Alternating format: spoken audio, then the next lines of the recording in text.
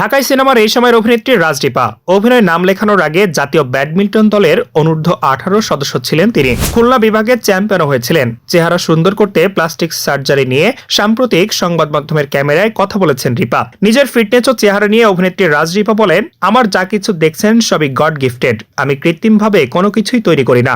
আশা করি আমি এখনো যা 10 বছর পরেও আমাকে তেমনটাই দেখতে পাবেন। তিনি আরো বলেন, আমি সৌন্দর্য বর্ধনের জন্য তেমন বেশি কিছু ব্যবহার করি না। নিত্যদিনের প্রয়োজনীয় সামগ্রী ব্যবহার করি। আমার মনে হয় ত্বকে অনেক বেশি পণ্য ব্যবহার করে অত্যাচার করার কোনো দরকার নেই, কারণ এতে দিনে দিনে ত্বক নষ্ট হয়ে যায়।